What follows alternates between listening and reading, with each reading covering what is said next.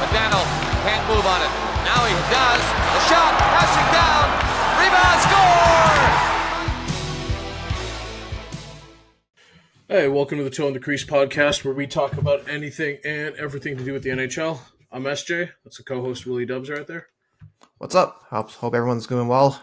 It's basically a Saturday afternoon or I guess it's basically Saturday evening at this point. We're supposed to do it Saturday afternoon, but Saturday evening for us, and hope whatever time zone or whatever the heck it is for you guys. Hope it's been a good day or good whatever it is for you guys.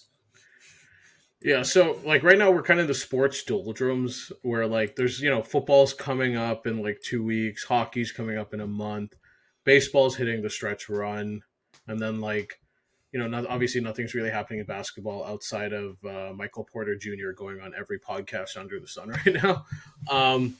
So it's been kind of hard to find sports, but I have found something for you listeners here. So if you do want to get your fix, there's something called 37U or U37 football.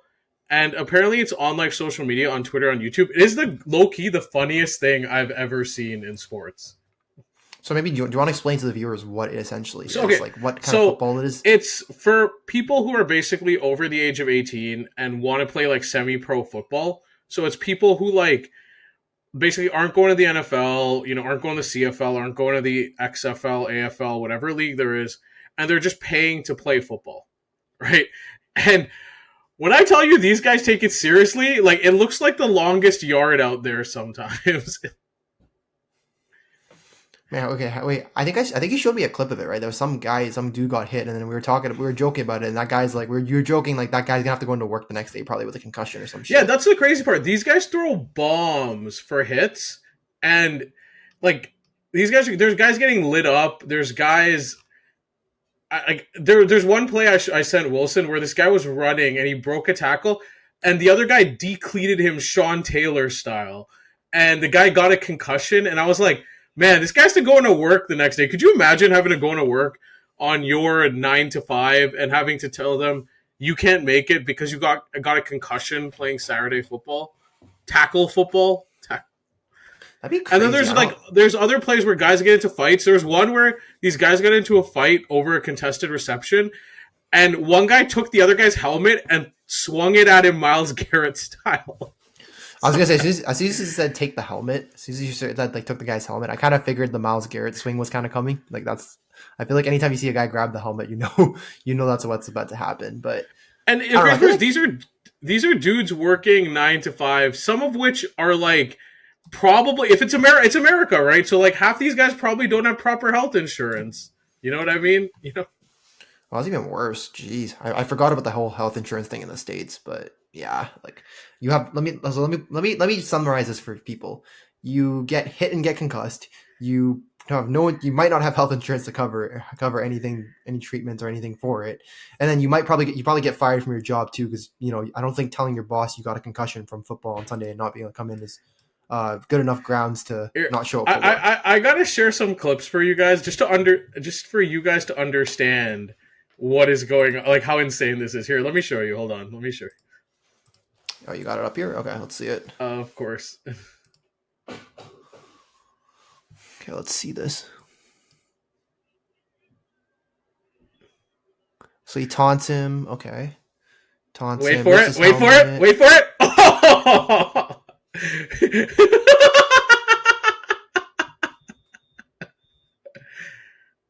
Okay, sorry. When I was thinking of Myles Garrett, I thought he swung it at the guy without the helmet.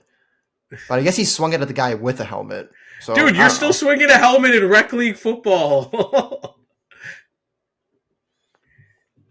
This is some next level bullshit, man. People, I thought I took like rec softball seriously and just yelled at a couple guys. Man, these guys. Yeah, I was gonna say no, but like low key, these guys are your people, right? Like they get mad when they lose. They kick over some water coolers. The WillyDubz Lou Piniella School of Handling Wins and Losses there, ladies and gentlemen. Well, I was gonna say I don't try to injure my opponents typically. Like anybody. Here, let me show you another. Let me show you another example here. Oh jeez. This is the one I sent you. This is the one I sent you, right? Watch it. Watch for it. Wait for it. Wait for it. Ooh. Yeah, that's a Sean Taylor. That's a Sean Taylor hit. Yeah. That's GG no. Oh, it's like 40. everything. Okay. No, it's It's called U40, U37. It's all kind of the same thing, like that. And then yeah, no, they take it seriously, man. Like watch this one. I feel bad because I'm just cutting to all these clips, but they don't have this one. But there's this one where this guy was doing this impassioned speech, but like they take it seriously. Here, let me show you they have a media day. Wait, what? They actually Like, why is that a thing? hold on, Like, is this league so that good. serious enough? They actually do that kind of shit? Like, Let me show seriously? you. This is so good.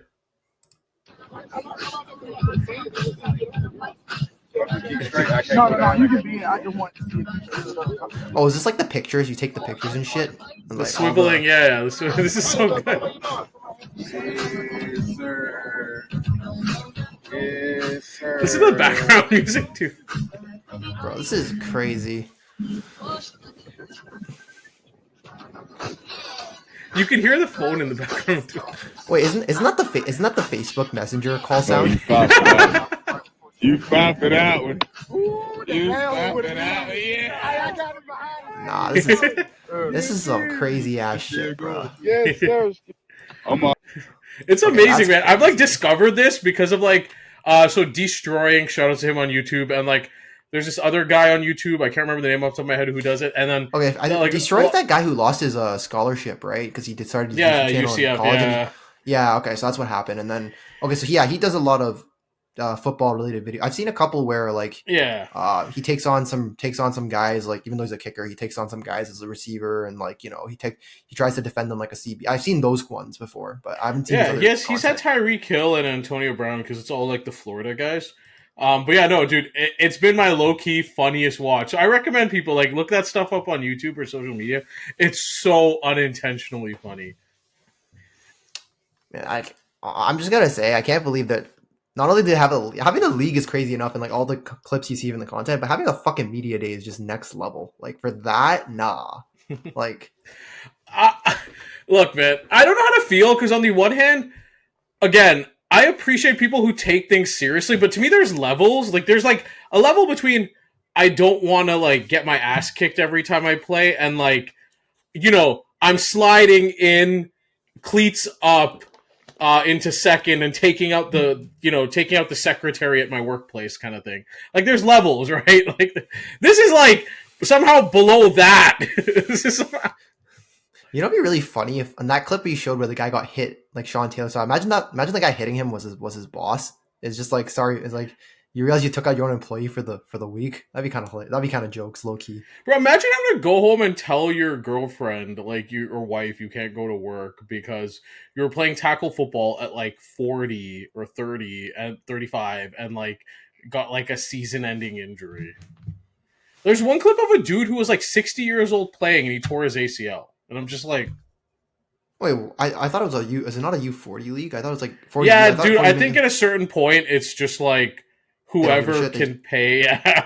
Oh my god! Because I was gonna say at 60, no, I don't know what the fuck that like. Unless he's your kicker, sure. If he's your kicker, maybe you can get away with it. But I don't know how you kick at 60, bro. Like that's all I'm saying. I don't know, man. Those old Italians, I've seen them at Little Italy. They got some game to them, Moose. They got some. Fair enough. Okay, fair enough. I haven't seen those Italians yet, so I'm not saying anything about that. You can probably catch them at your local TFC game, bro. All right, so we're gonna move on to the topic of this podcast today, which is, again, we're doing our fantasy hockey preview, another tier list. This time we're starting off with the left wingers, just because, if I'm being honest, it's not a deep position.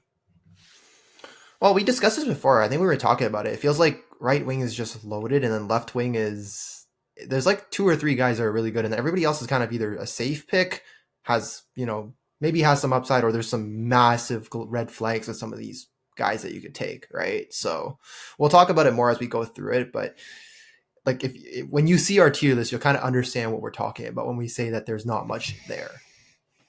I think the thing with this, like the issue, or not the issue, I think the thing with like what I realized doing this tier list is for people who don't who are kind of going through their draft strategy.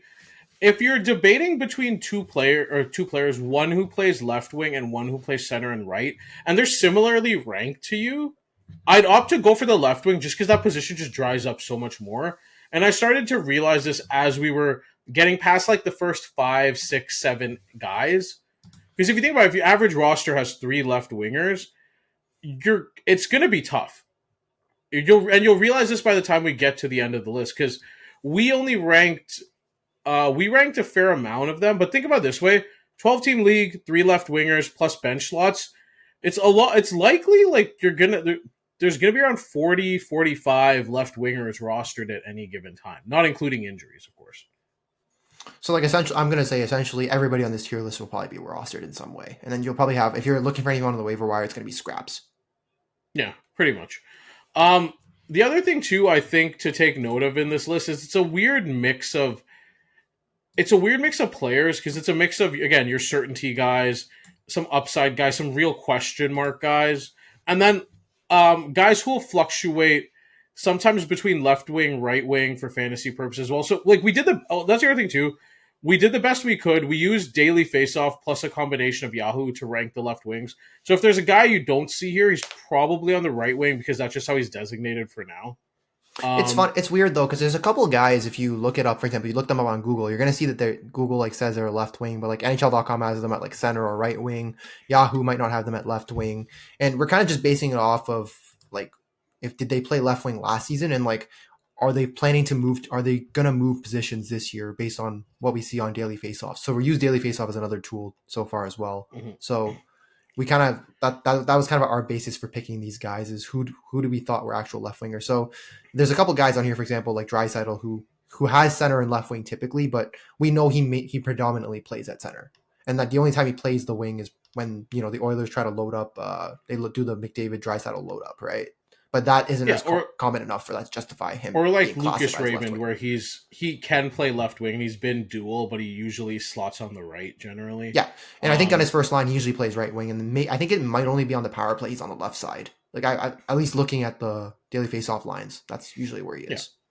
Yeah. And the other thing too is we didn't want to start ranking a billion guys, so we just went with like guys who were gonna get power play 1 or had a real shot at getting power play 1, excluding obvious. Or guys who are projected currently to have power play 1, based on what we see on daily faceoff. So, and excluding guys who will get the role due to injury. So there's guys here we don't have on the list. Guys like Jamie Benn, guys like a Michael Bunting, Patrick Laine, Alex Killorn, Alex Killorn, Patrick Laine. We didn't include those guys here because one, it would take really long, and two, I think again we kind of did the numbers.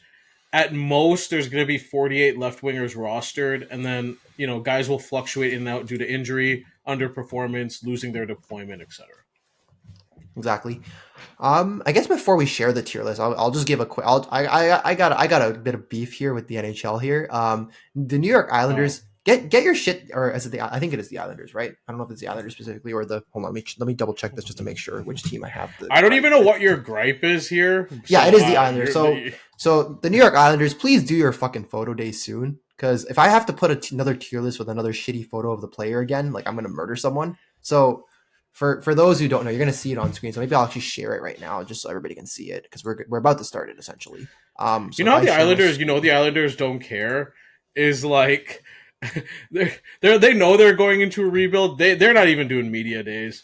So I don't know if you guys can see there's one photo which looks weird out of all the photos, and it's because it's obviously Jonathan Drouin, but essentially the Islanders I don't think have done their photo thing yet. So if you actually go to the NHL.com site and you search up Jonathan Drouin, he doesn't actually have a picture on his page. So I've had to go and pull out a random picture off the web, which is why it's the only one here that looks weird out of every single other one. As you can see, they all got the black background, but no, I have to have the freaking bluish shitty background. So Islanders, get your shit together and do something real quick. Because if I have to tier your centers or your right wings without a picture again, I might lose my mind. Yeah, this is how you know he's OCD, because like I wouldn't care, but he wanted it to be like all formal with everybody's background kind of thing. But like again, I feel like the Isles just don't give a shit at this point. They know they're rebuilding. They know Jonathan Drouin might not even be on the roster in 6 months, so they're just like, fuck it, we don't care. Exactly. I think they just. It's not. They basically don't. They don't know who's going to be on the roster 6 months from now after Matthew Darche is done trading guys for assets. So it's like, why even waste money on the photographer? Is that what they're doing? Is that what you think they're doing essentially? 100%. Like, 100%. Okay, I was gonna say like, are they gonna like trade Duran before he even plays a game? So no point taking a picture for him, kind of thing, low key. Or maybe they're not even selling programs this year. You know what's weird when you go to a Jays game or like sporting events? I always wonder who are the people that buy the programs, because they're like, programs, get your programs here. I always wonder who are the people like, who are these for? Aren't those programs just handouts? Or are they usually just handed out? I thought they're not. No, bought, you right? pay for them. They're not free. Paying. I'm not fucking paying for that's for sure, bro. Already cost me enough to get a fucking ticket. I'm not paying for a fucking program on top of that. You didn't know that? No, I mean I don't pay attention to it usually. I'm just there for the game, man. That's all I'm there for. I'm surprised you didn't know that. Okay, no, I mean, to be fair, I don't think I go to as many games as you do. But like even then, I've never seen the guy shout, "Get your programs here," or even hear it. Really? I don't know. Maybe I just haven't been at the right They're gate outside, or whatever. like outside the gate all the time, and inside. Okay. Too. Okay, I guess I just don't pay enough attention. Yeah, Again, like my attention's... usually it's around $5 to $7.15. Like I get it. I think people will get it if it's like a playoff game, like a Super Bowl or whatever, right? Because then it's like a memento. But I don't understand it when you're going to like Jays Orioles on a random Thursday afternoon and they're asking you to buy a program. But yeah, they're usually anywhere from like, if I remember correctly, they're usually anywhere from, I want to say $15 to $20 sometimes. Okay. Although if you enough. go to if you go to smaller events, they're like $5. Yeah. Again, I've already paid for the event. I'm not paying anymore for anything else, unless it helps my experience there. And I don't think the program's going to help the experience one damn bit. I mean, yeah, no, I never understood it either. I just remember it used to be a thing, and I'm surprised it like. And again, I understood it more when we didn't have like I used to keep ticket stubs from games I went to, right? Whereas now in the digital age, it sucks in both ways because one, it doesn't feel like we own anything anymore because everything is digitized to an extent. Do you know what I mean? Oh, you don't have like the physical. Tickets, you don't have the ticket stubs anymore to kind of keep, right? Yeah, I used to keep the ticket stubs. There were some cool games we went to when Justin Verlander threw that no-hitter versus the Jays. I went to Roy Halladay's last start before he won the Cy Young with Toronto that one year, right? And it's like back then you used to have the physical tickets of those. Now you don't anymore. No, for sure. It kind of sucks you don't have like a memento to kind of take home, right? You have to buy something from either the shop, which again costs bucket loads of money usually, and even then, it's not really a memento from the game. It's more of just like I'm not going to associate whatever I buy from that, like from the store to that particular game, unless the item is very specific. But even then, they usually don't have anything that specific to. And it feels different when I have the actual stuff that I use to go into the game versus buying a collectible stub. Does that make sense at all? Kind of, yeah. No, I see your point. All right, moving on to our tier list here. So we have our tiers. Let's just start right at the gun. Tier 1, I call this the Thriller, aka Kirill the Thrill, Kirill Kaprizov. Look, he's the only left wing I would consider taking in the first round. He's the only one I think that legitimately has 100-point upside, and he's everything you want in a left winger. So the way I look at it when I look at the first round is I think there's the consensus top 4 of, and you can order them however you want, Draisaitl, McKinnon, Kucherov, McDavid, right? That's the consensus top 4. Yep. Okay. And then there's, Hughes and Makar can go somewhere at that point too. I think Kaprizov's on that Hughes-Makar tier of like, after the top 4, these are the guys I'm looking at taking.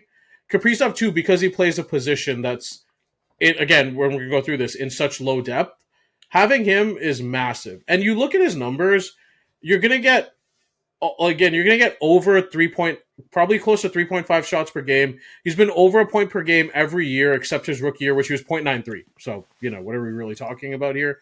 He's hit over 100 points once. He's hit 96 points 2 years ago. He was on pace to hit over 100 this year before he got hurt. And there's no question about his situation.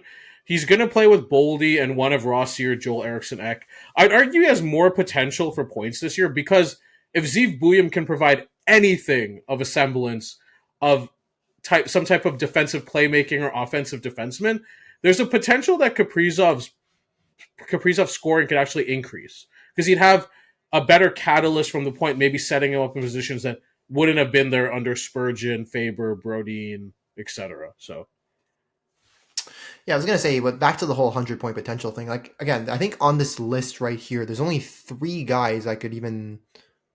I guess Kaprizov's the most obvious one to get to 100, but like I could see Panarin, but I think Kaprizov just has the more shots, and if you look at the goals per game, right, in terms for Kaprizov the last 3 years, he's had like 0.61 goals per game, and like if you look at a guy like Panarin's hovering at like 0.47. Like there's a massive difference there, even with the guys that have high point potential, right? And I think the only knock against Kaprizov is again like the injuries. Like he just hasn't played as many games as the other guys, but despite playing, let's say I think he's played about 30 to 60 less games than some of the guys on this list. He has the most points per game, right? 1.24 in the last 3 years. Yeah. And again, I think you mentioned 3.5 shots. Yeah, he averages closer to 3.73, so even better. Also, the thing with Panarin, I'm less concerned with Kaprizov is age, right? And that's something, again, who knows how these guys age, but that is something you have to take into effect. And I think the difference between Panarin and Kaprizov is I think Panarin has, like, with Panarin, it's going to have to come more through the assist size, whereas Kaprizov can legitimately go 50-50 in a year. That's not inconceivable, I think. I think it's just his path to 100 is a bit easier, even though obviously Panarin's done it before. But I think when you combine I think when you combine the ability to go score more goals plus the age factor, I think Kaprizov to me is a clear. And also, the other thing too to take into account is I also just think Minnesota might be a better team this year as well. No, that's fair. Again, I was going to point out 0.6. If you're scoring 0.61 goals per game, you're essentially in an 82 game season. You're literally averaging 50 goals in an 82 game season. Yeah. So the 50-50 argument quite literally stands, albeit barely. It does stand. So, I guess with Kaprizov, right? I guess if Buyam does play better, like you think he can get to 120? Like you think he can hit 120? I don't know about 120 because you think about the teams, the guys on those teams, like they're well-oiled machines at this point. When you look at those rosters, or you look at McDavid, Draisaitl, Kucherov, McKinnon, but I think over 100 is not out of the question at all. I mean, I was going to argue, man. He had 108 that year when they still didn't have a good power play quarterback, and he's hit 90 a couple times and missing a couple games. So I don't know. I feel like having a good power play quarterback could, like, I guess plus 10 points, and suddenly you're basically close to 120, right? And then I think the other argument possible, again, but it's just I don't know. It's just I don't expect a lot out of rookie defensemen generally. Again, like Makar being a massive exception, but I don't expect a ton. But just anything above what they've had, I think, should be fine. And also, I think the other argument too about taking Kaprizov in the first round too is the drop off from him to the next guy is like a much bigger drop off than. I don't want to say like let's say Kucherov to Pasternak, Kucherov to Pasternak, or like I guess I don't know, like would you say like even Makar? I guess Makar and Hughes probably going first round, but like let's say from Makar Hughes to like Werenski, right? Yeah, no, that's fair. All right, moving on to the next tier. Although I do think there's an argument for Panarin. We'll talk about him now. I think there's an argument for Panarin in tier 1. Again, there's just a couple things that hold me back a little bit here. But tier 2 is the elites. These are guys again. I don't think we'll go in the first round, depending on how your draft's going, but definitely second round, probably early in most cases. And they're good players. They're really good players. I just have a little bit lesser, again, just a little bit lesser upside than I think Kaprizov does, really, is what it is. So here we have Artemi Panarin, the Breadman, and Kyle Connor. These are both, again, I have no problem with these guys. I think you guys are left wing 1. You're fine. With Panarin, again, part of it's... Now, it's funny. Both these guys are also in contract years, which is also kind of interesting. I don't know how much people believe in the contract year thing. I don't really, but it is something just to take into effect. With Panarin, again, he's always been a consistent point per game guy. It's just the difference between him and Kaprizov is I value goals a lot more. And Panarin's only hit 40 goals once, which was that 2 years ago when he hit 49 randomly. I don't think he's over a 40 goal guy because again, that hasn't been most of his career. Yeah. But at the end of the day, you get around 2.5, 2.6 shots per game. You're going to be over a point per game. He's probably, if not slightly, he's probably the best playmaker, if not the second best playmaker on this list. His passing is insane. And you watch how he sets up guys like Miller, Lafreniere, etc. It's ridiculous. Like, there's no question. His job's absolutely not in jeopardy. Again, really good player. Not much to say here, frankly. I just think, again, he's just not as good as Kaprizov, which is fine. Yeah, and I think to talk about, I guess, why we have Panarin over Connor, I do think, like, again, if you're looking at the points, like Panarin, I think this might be slightly influenced by that 120 point year, but like I think for the most part, I think Panarin has pretty much outscored Connor in pretty much every year. I think except for I think the most recent season. Panarin's been over a point per game. Whereas Connor's only been above point per. I think he's only been above point per game once, and I think that was last year, right? Yeah. Exactly. The only argument I think you have for Kyle Connor is that, again, the goals. Well, twice. I think he did when he was. Kyle Connor's been point per game. Sorry, above point per game 3 times in his career. Panarin's been it almost every year he's been like.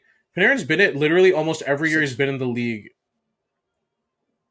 Apart from, I think, his first 2 years, right? His first 2 years, I think, with Chicago. Which was 0.96 and 0.9. So, like... Yeah.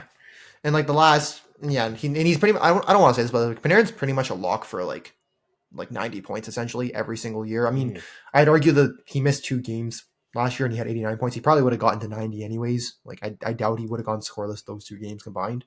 Yeah. But, I mean, he's a lock for 90 points. Connor's kind of... I want to say he's more of a lock for like 70 to 80 points. And then again, like last year was like the if things go right kind of year.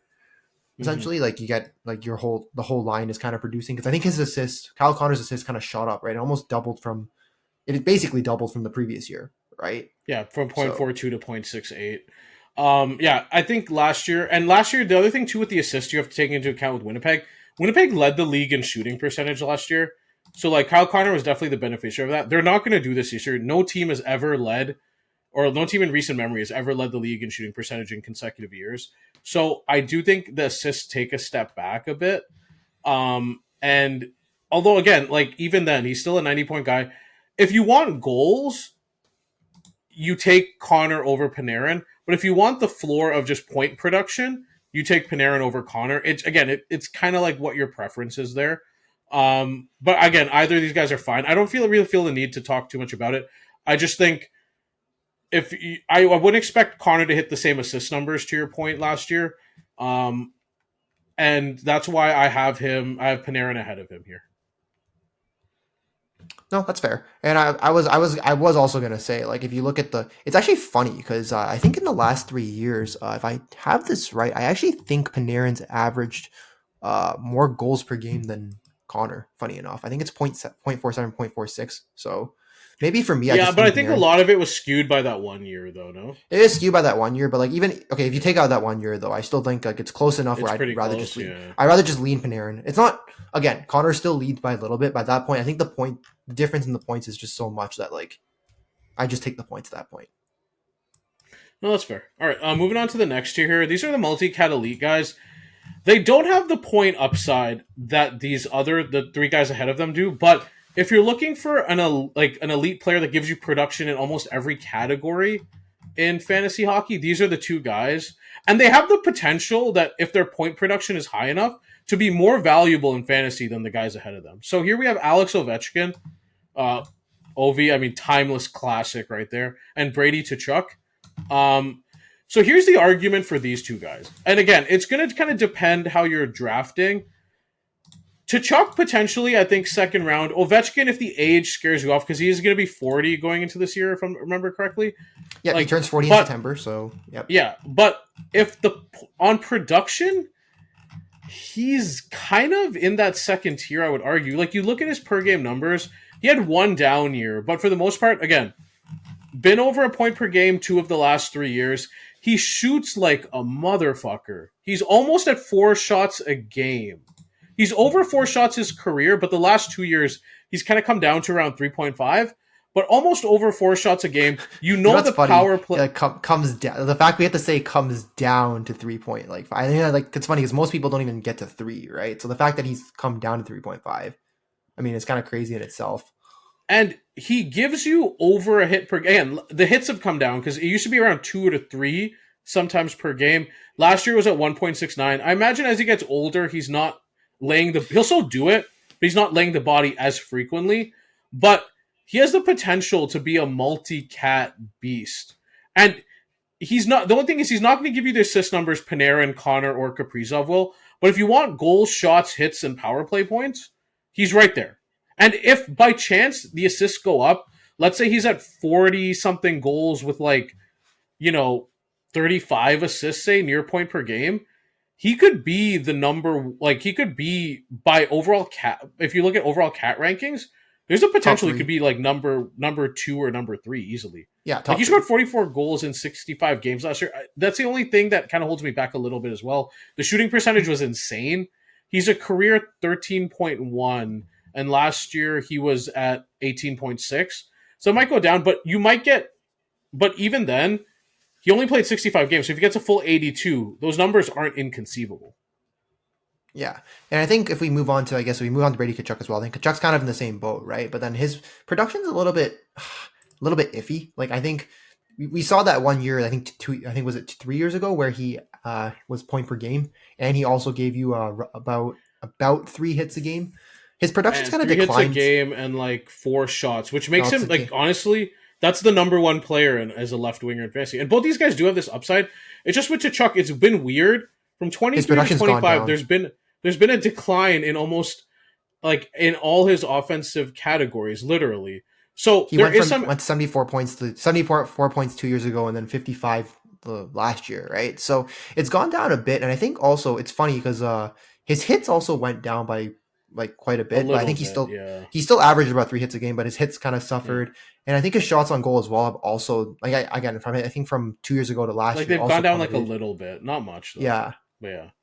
But overall, there is the upside here that if this is just a blip and not who he is, if he goes back to 0.91 point per game with, again, you're talking about 4 shots on goal and 2 to 3, 3 hits per game, that's going to be finished. That's going to be a top 2-3 finish at this position.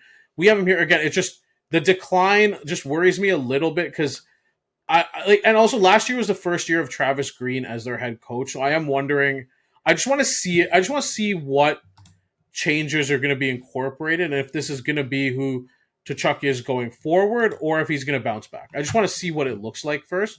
But overall, again, there's the potential with these two guys that they finished second or third, just based on the fact they'll give you so much coverage in every category.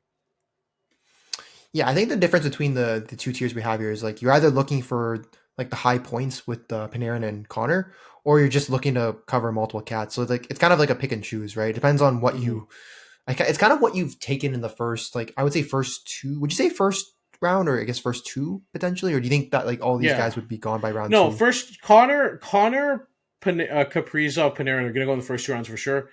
Tkachuk and Ovechkin, I feel like the allure of their cats might make them go second to early third. So you are definitely taking these guys. But it just comes down to what you're looking for and how much risk you can stomach. Because there is a lot more risk with Ovechkin and Tkachuk in terms of point production than there is with the other 3. And again, at the end of the day, you want that. You kind of want those guys. You want elite point producers in your first 36 picks. I will say, though, because of how the lack of depth at left wing, if you're able to snag, one of or 2 of these 5 guys, I'd almost argue you're pretty much, I think you can stomach the risk if you have Panarin and Tkachuk, let's say, right? You have a guy that produces a ton of points, will probably make up for Tkachuk's lack of points, assuming this trend continues, and then Tkachuk's hits and shots on goal will kind of just make up for, I guess, some of Panarin's kind of deficiencies, right? So if you have 2 of those guys, not only are you one of the few teams that are very deep at left wing, but you kind of have one guy kind of covers for the other guy, right? So I feel not perfect combo, but it's a nice balance to have. Or something cool, say you're planning to take Hudson later, if you grab Tkachuk or Ovechkin, like pairing them with Hudson is perfect. Like that's an example too of how you can build your team across different positions, right? So if you go, you can take a defenseman, like if you know you're taking Ovechkin, say for example, 3rd round, or Tkachuk and 2nd, you can grab a guy like Lane Hudson or grab a guy that's a bit light on the other categories, but more on the points, maybe the assist side, knowing that it'll balance out over the over the term. Like one of my favorite things to do in a redraft league is to go take the upside of Hudson later, but grab Tkachuk early, and that way I have coverage. It's almost like having a almost like having a defenseman that can. I don't explain it, but it's just having that cross coverage just works so well. Yeah. No, exactly. I think it's again. I think it's basically along the same premise of what I said, except like you can do it across different positions too. Like it doesn't have to be restricted solely to just only left wings. Although I will say it would be nice to have like where if you have 2 elite left wings versus like everybody else in the league only has like 1, right? So again, no, I've been so lucky year after year with Draisaitl being left wing eligible in Yahoo. It's so broken. It's unfair because like I'm like, oh cool, like I can just draft Aho to be like, because we do a keeper league, but I'm like I can draft whatever center I want and just flex out Draisaitl to left. Well, I think the other thing too for you is, I guess in your case, is if you hit on a late center, you can just flex Draisaitl to left wing. Yeah. Exactly. And he still covers face-offs. So I think that's something we'll talk about later with some of the other guys like further down the list too. Like some of the ones that also have center eligibility. The fact that they'll get you face-offs as well. They're not going to be multi-cat elites, but it's nice to like have the extra face-off wins if you're in a cats league like we are. Because sometimes those extra few face-offs might just win you that category for the week. And it may even win you your week. Who knows? Yeah. All right. Moving on to the next tier. I'm good with it. Look, if these guys are your first left wing on your roster or your left wing 1, it's fine. No problems. A couple guys here. My guy here, Jason Robertson. There's nothing sexy about him in terms of what he does. Now, do I think he's that 100-point guy from X amount of years ago? No. He hasn't come close. He hasn't really come close to hitting that 109 since he's been a consistent 80 points the last 2 years. He'll give you the shots. He's over 2.5 shots per game. He's on a really good roster. Obviously, the Stars are one of the best teams in the league. And there is some potential more assist upside here because he's a decent passer, and having Rantanen as someone that can just slot his passes, like having a better finisher on that line, where he was the finisher before and now he does have a second one, might actually help his point production a bit. But again, there's nothing sexy about him. He's going to be the line 1, power play 1 left winger. He's probably going to get you around 80, 85 points with some upside maybe for 90. And you're fine with that. I was gonna say that 1 year where he hit 109 points, I think he had like 313 shots. Now he hasn't come close to shooting that many shots since. I don't know if it's because like obviously when your team gets better and you have more talent, like you don't have to take as many shots yourself. But I think with Robertson, you're gonna get 80. I almost want to say 80 points is guaranteed, given the fact that he's literally hit 80 on the dot the last 2 years. And I think another good thing about last year he started super slow to get, and he still got to 80. So if he doesn't start slow and he just has a normal season, 85 to even 90 doesn't seem like a terribly inconceivable, right? And I think the other, again with Robertson too, I think one of the biggest benefits with him is health. Like he's going to be playing. He's not going to miss 20, 30 games or like even 15 in a year. Or he hasn't had a history of doing so. Yeah, he's played 82 the last 3 years. And I think that 1 year when he played 51, I think it was a 56 game year anyways. And then the 74 he played that year was an 82 game season. He's missed 13 games the last 5 years. Yeah. Like the health is clearly there. And I think that's, again, that is something you have to look out for in some of these guys. Like some of these guys might have. He's the football equivalent of a wide receiver that just will always give you 1,100 yards. Like is it amazing? Is it like the Terry McLaurin kind of thing? Like would you say Terry McLaurin, Mike Evans kind of? Yeah, kind of. Like he just always gets. He's not. Is he going to be at the absolute heights of position? Maybe 1 year, and he was 1 year.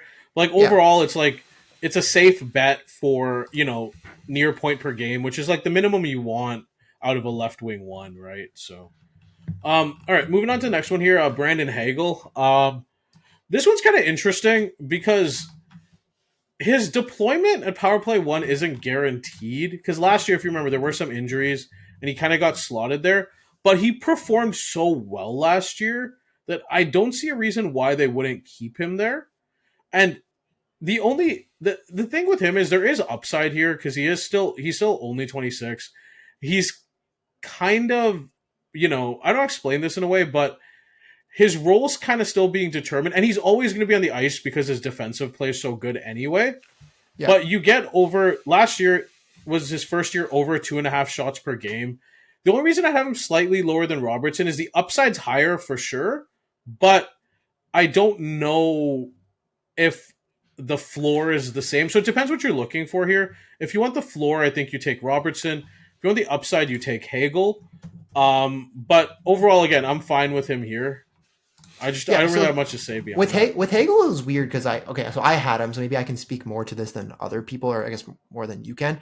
When I had him, like after I got him I think I got him in a trade last year after a certain bit. There's a lot of times where he's on PP, he was on power play too, but I think he put up 72 points at even strength. I think 11 and essentially 11 power play assists. He didn't have a single power play goal, so like. Again, like he's capable of putting up the points at even strength, but it would be nice if we knew if he had power play 1. So I guess that's the one risk with taking him is that does he get power play 1, or do the Lightning try like I don't know, let's say like Bjorkstrand or somebody else on power play 1, right? Although for the time being, it does look like it's going to be a Gensel, Point, Kucherov, Hagel, and Hedman power play 1. So if he does have power play 1, like I'm not saying he's 100-point capable, but like he could probably hit 90 again because. Let's say some of that even strength scoring goes down, but if he's on power play 1 the whole year, surely the power play time will balance out some of the scoring that he had at even strength, exactly. Right? That he might lose. So I just think it comes down to like what you're looking for. Again, I think the floor is a little bit lower, but the ceiling's a lot higher. I'm a ceiling guy. Like I wouldn't mind taking Hagel, but I understand the argument if someone wants to go with Robertson or the other guy we're going to talk about next, Jake Gensel. Jake Gensel's just consistent, man. He's going to get you around 80 points. He's going to get you around 30-something goals with the upside for 40. Last year he hit 41. He's basically Jason Robertson, just not Asian. That's basically, like, I don't know. If you look at their numbers, they're eerily similar. Yeah, he's been...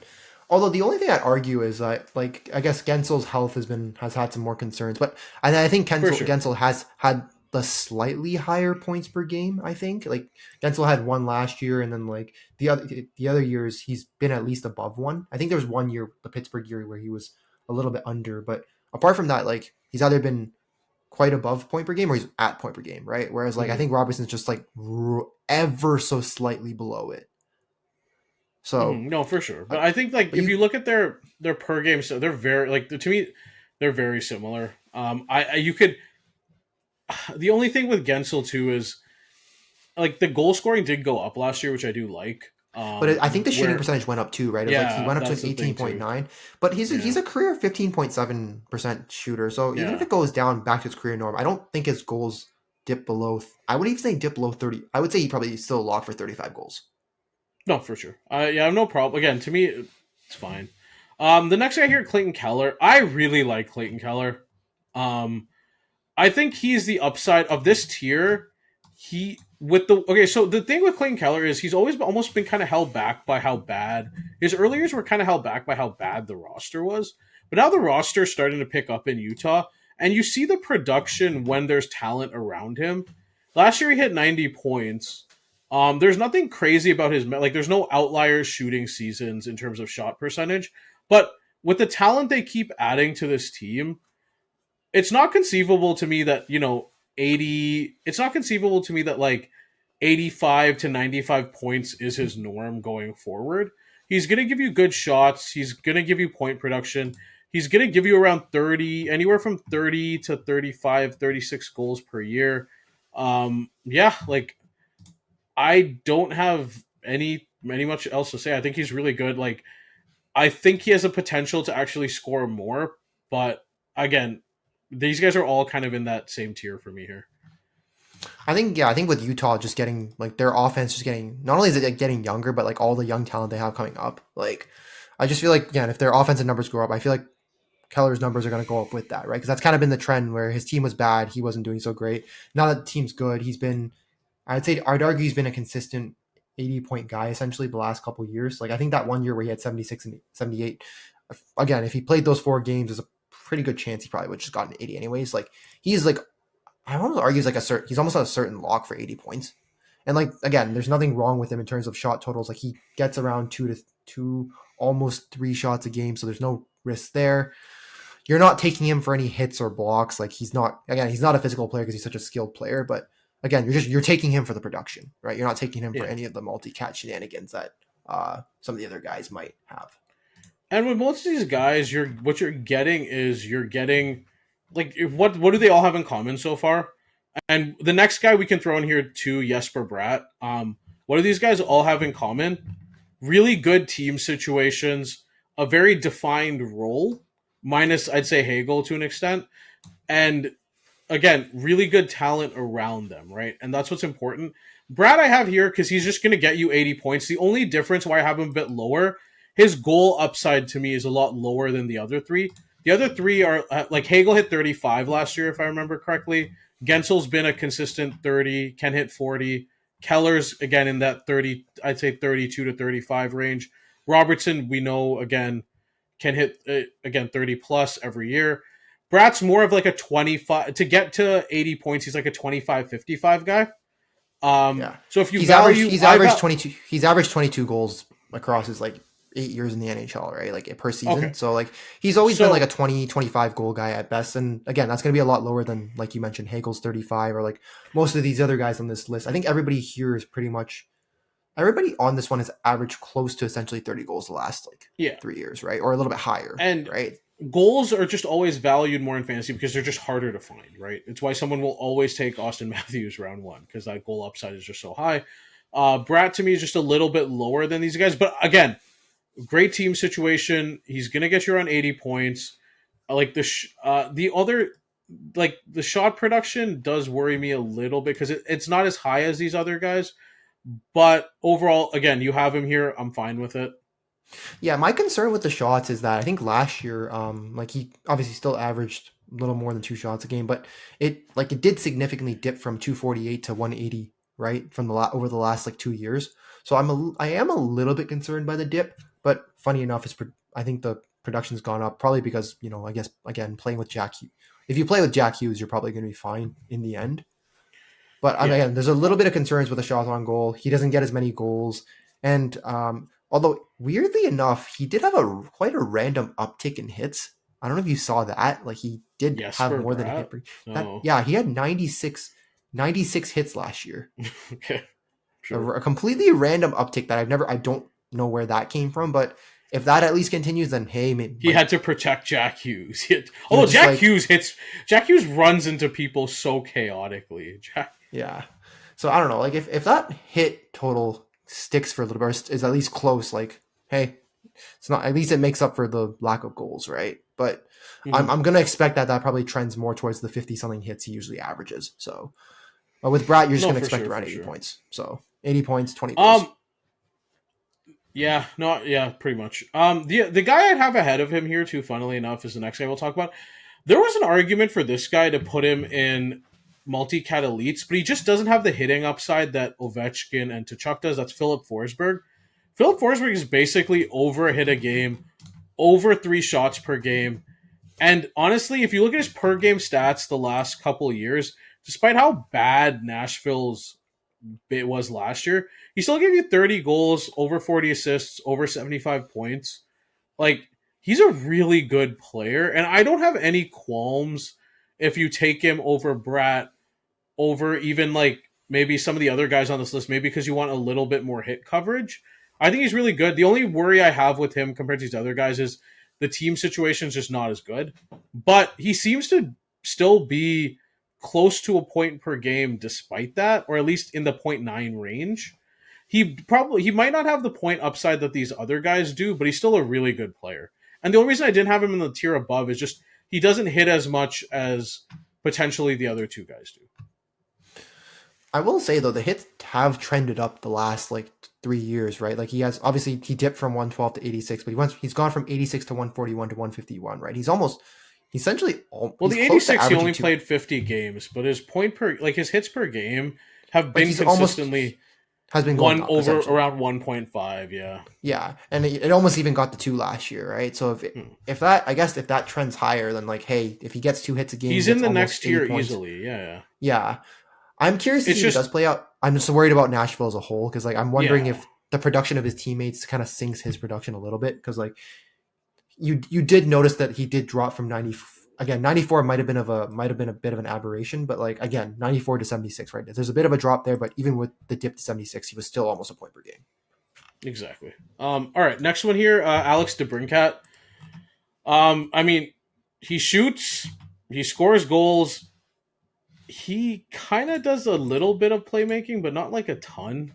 But if you want a really good shooter, he's your guy here, and he'll give you enough points that it's not horrible. But he's never been over a point per game in his career. I think he was once, but that was in a shortened season. I don't even. Oh yeah, he was once. Yeah, that one year the Chicago. Okay. I guess that one Chicago year he was 56 points. So yeah, he is a really good goal scorer. I do have concerns about Detroit's team situation overall because there is a real lack of secondary scoring at times, but that doesn't bug him as much. Obviously, Detroit's not going to have the scoring upside that some of these other rosters will. I'd argue to an extent it doesn't have the scoring upside that Nashville does, but he's going to do 2 things well. He's gonna score goals. He's gonna shoot at a decent enough clip, and hopefully you get enough assists like in that 35 range that he gets around 0.85 points per game, and that's fine. Yeah. So I think the risk with DeBrincat is I think unlike most of the guys in this tier, I think he's actually not a line 1 power play 1 guy, right? I think he's a line 2 power play 1 guy, and part of the risk that's going to happen is I think we actually talked about this, but his second line center is going to be Marco Kasper, right? And Kasper was kind of one of our swing guys, right? So if he doesn't produce, I could see DeBrincat's production kind of like dipping, and he's also paired on the same line with an aging Patrick Kane. Now, if you told me Kane and DeBrincat 5 years ago, I would have been excited. Yeah. But now you tell me about it, I'm not as excited to hear that. So I will say DeBrincat's production is going to depend a little bit on how those 2 guys play. Because I think if Kane continues to decline and Kasper doesn't take that leap that Detroit needs him to take, like I could see DeBrincat kind of sinking to like a 60 point kind of player. And that would probably drop him out of this tier altogether. But again, like he's always a lock for 35 goals. He's going to give you almost 3 shots a game typically. That's what you're going to get out of him, right? And I guess there's a little bit of upside if Kasper plays well and if Kane doesn't, fall off the cliff kind of thing. Exactly.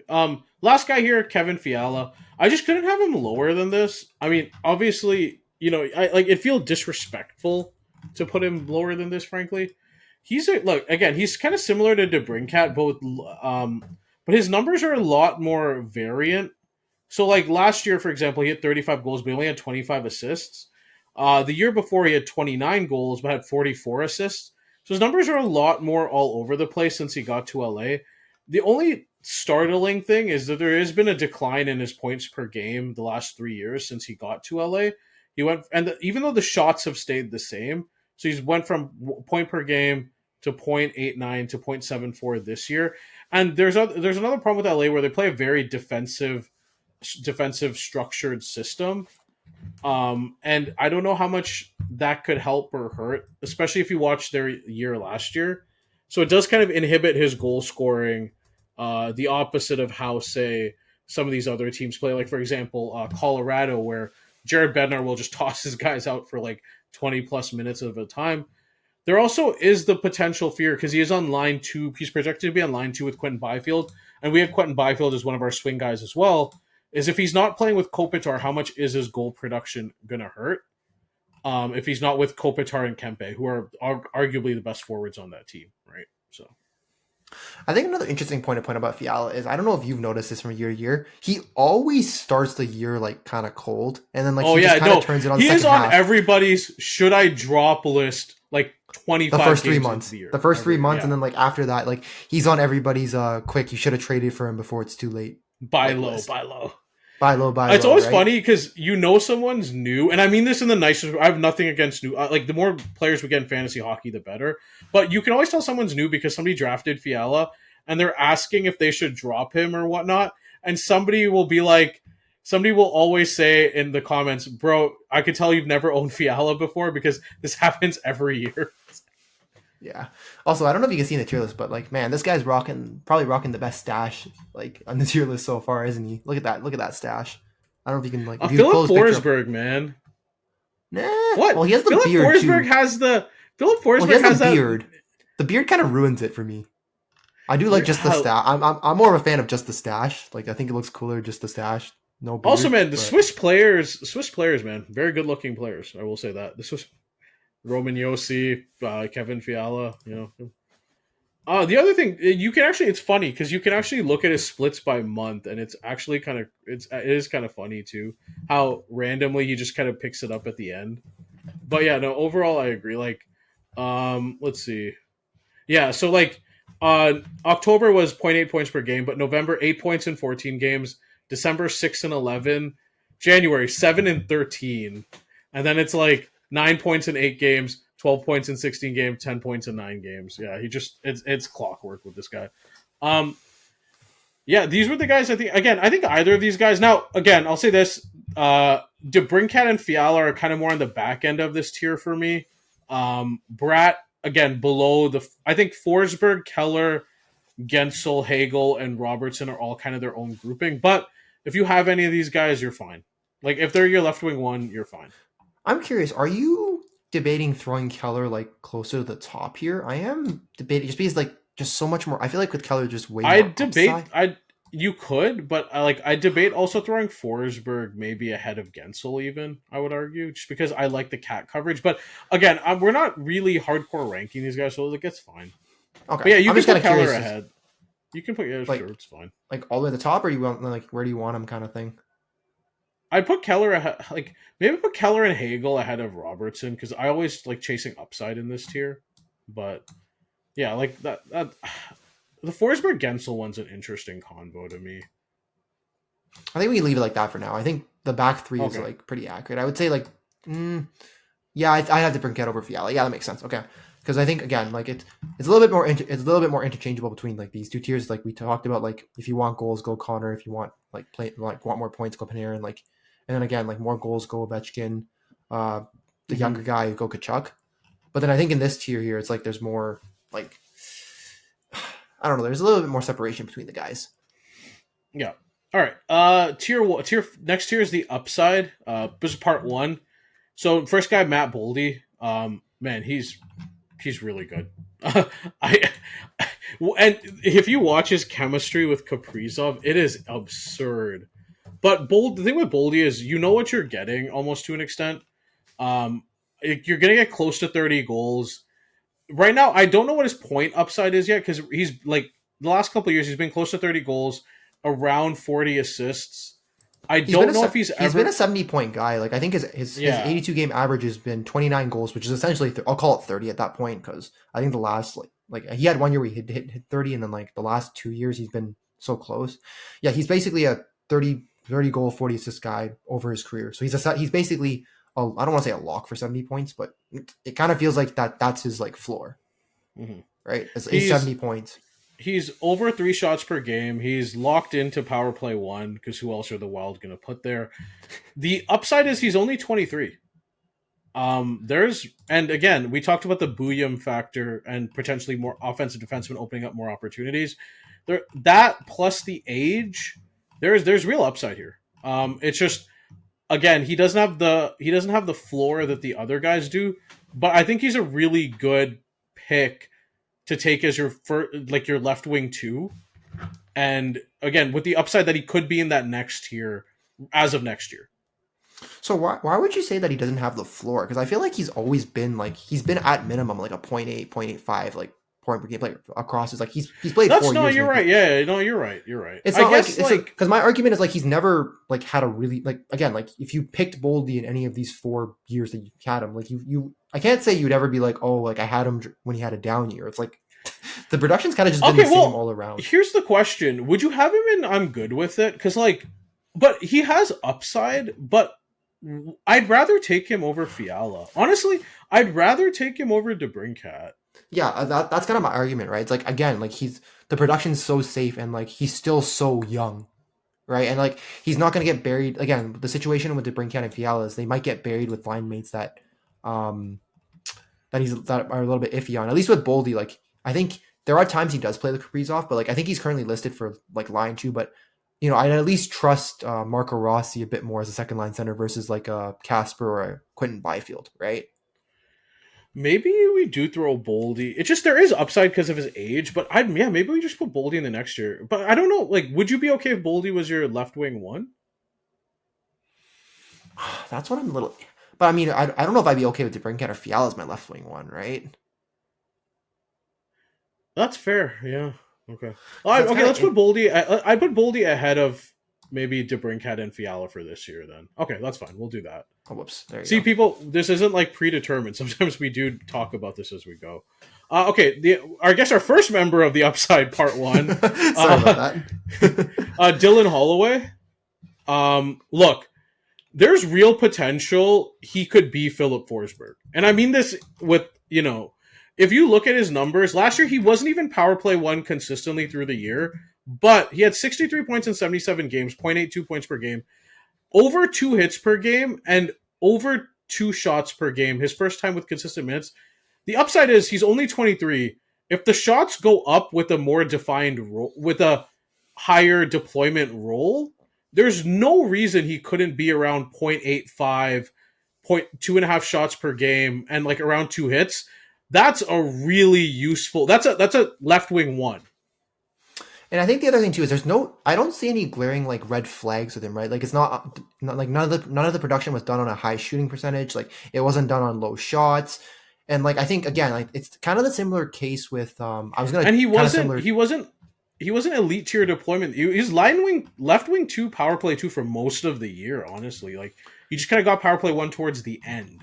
So yeah, and I think that's kind of the same argument with like Hagel, right? Whereas like if you think Holloway's production is going to go down a little bit because like he can't put up that many points at even strength, well, it's going to balance out if he gets power play 1, right? And currently he is slotted for power play 1, and I'd argue I would have him above like Neighbors, right? The only guy maybe that I could see taking a spot on power play 1 could be Kyrou, but then I'd probably swap him with Booch or like even Snuggerud, right? Like I wanted the 2, right? I'd do anything to keep Holloway on that power play. Like and again, and you kind of have to follow the development, right? Like Holloway's a future cornerstone on this team. It's not a major factor, but it does matter. But the upside is he could be Philip Forsberg. It's not inconceivable. I mean, well, like the peak of Philip Forsberg, no, but like he gives you 85% of Philip Forsberg already. And I think that's why like we have Forsberg and I'm good with it, and like Holloway down here at the Upside Part 1 because there is upside for Holloway. Proven, yeah, it's not proven, but like Holloway could get to that Forsberg level. Like I could see it. Like maybe it's a little bit less skill. I think a little bit less skill than Forsberg potentially, but again, like the hit production, the hits, and then I guess the points. Like it could get to that similar level. I still argue Forsberg might be a better goal scorer, but. Yeah, no, for sure. I think he is. I think Forsberg is a more natural goal scorer, but again, we don't know what Holloway fully will become yet. And again, Holloway was a first. Granted, Forsberg was a more touted prospect when he was drafted, but Holloway was a first round pick too. Right? I think he went 14th in his draft year. So yeah. Next one here, Cole Caulfield. We used to call him the greatest 30 goal. Well, we used to call him the greatest 30 goal scorer to never hit 30 goals. Yep. Well, ladies and gentlemen. He finally hit 30 goals, ladies and gentlemen.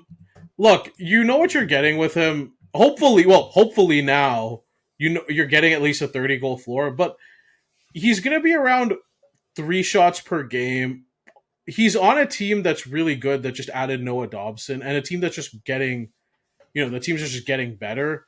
The upside here is like maybe he becomes a 40-goal guy, although I don't know. I mean, last year he had 37, and nothing seems outrageous about it, really. Like, his shots were a bit down, actually. But the upside is that he is and, like, his shooting percentage is, like, again, a little bit above his career norms, but it's not anything that'd be, like... crazy.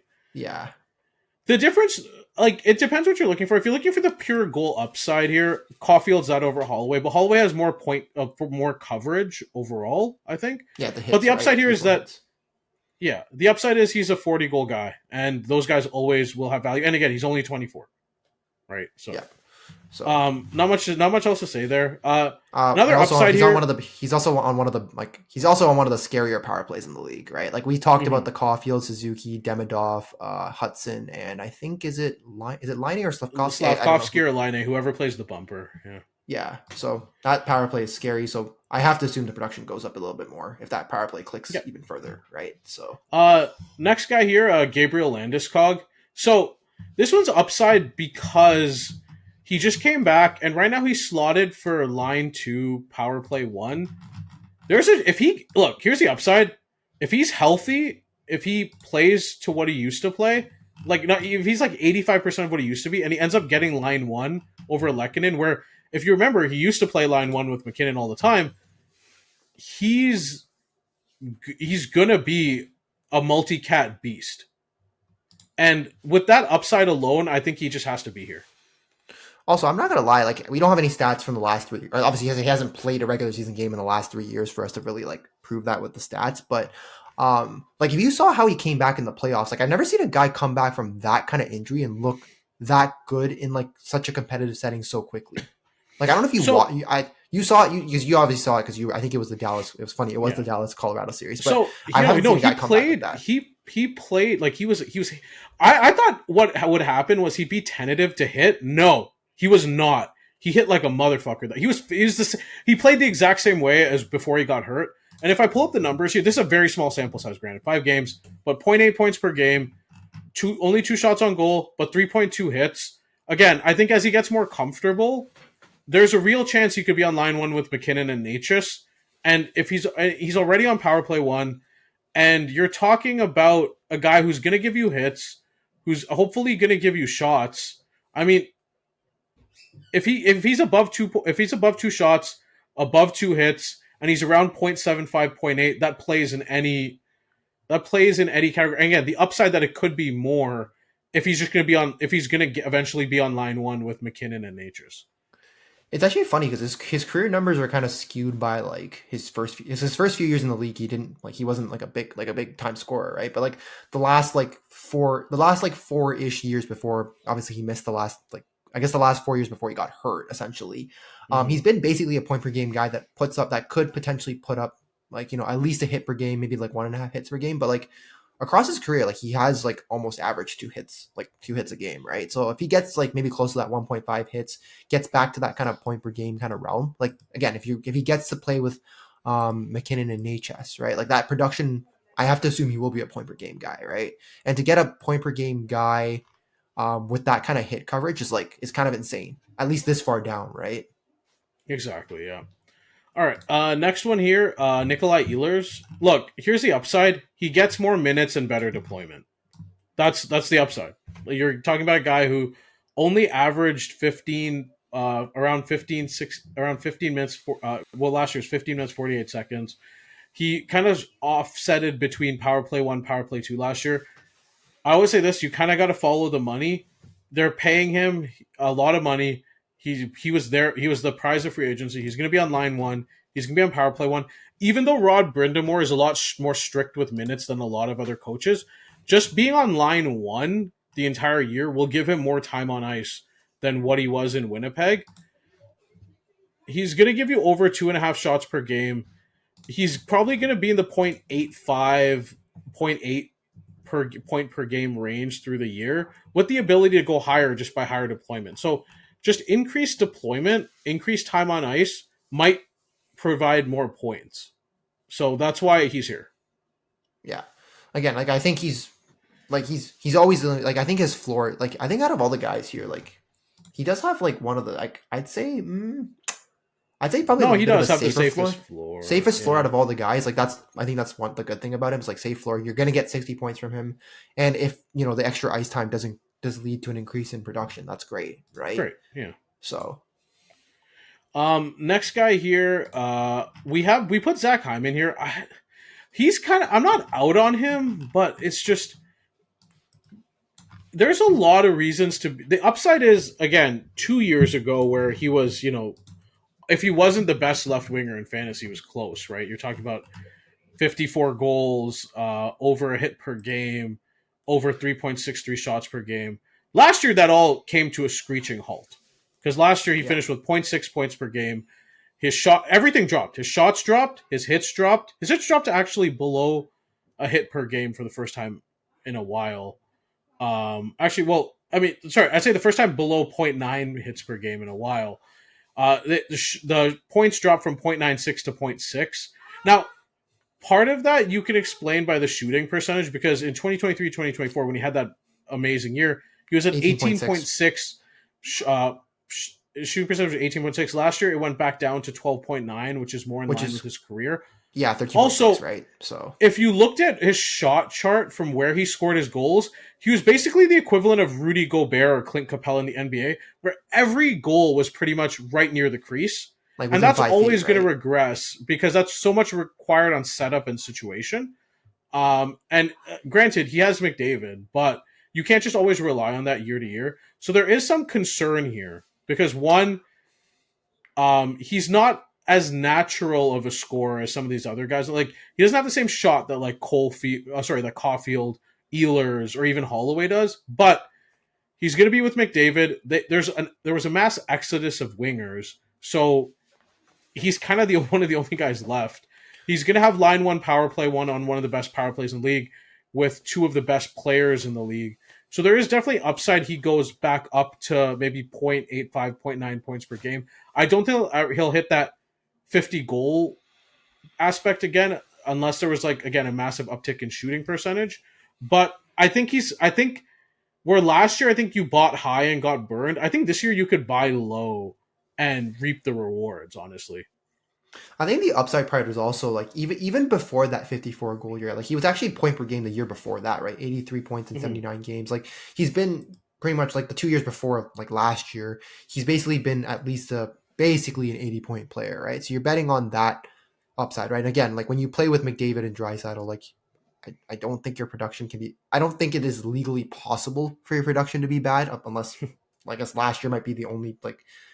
It's either that last year or like even last year he still hit 27 goals. Like it's just where you took him last year. He was a bust relative to where you took him, but I think this year it's kind of the right time to buy low. Again, I think if he's your left wing too, I think it's fine. If there's like enough there that I think you're fine with it. All right, was there anyone else you were thinking about in this tier? No, I think this year kind of covers it, right? The Hyman's a little bit iffy because of but I guess the upside again is line mates. If he bounces back anywhere near the 2 years prior, like he's gonna shoot up this list, right? Agreed. And the upside is where you're gonna get him. You're gonna get Hyman, unless you're in a league with a lot of Oilers fans, you're gonna get Hyman lower than you will some of these other guys. But like, could he finish above DeBrincat, Fiala, Bratt, Boldy? Like a lot of these? Yeah, he could. Yes. Also, I was gonna joke like unless you're also in a keeper league and somebody in our league drafts him second overall again, like last year. The poor guy who drafted him second overall last year. No, not last year. I was completely out on him because from where he was going, and again, when you look at the shot chart where everything was near the crease, when you look at like the shooting percentage, I thought it would come back down.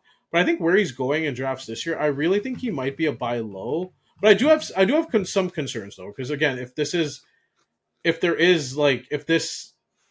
he's not a natural playmaker, and so I don't know how much the 47 assists from 2 years ago or 3 years ago was indicative. Like because if he is like a 30 goal, 35 goal, 25 assist guy, I don't know what that is. But again, the upside's there.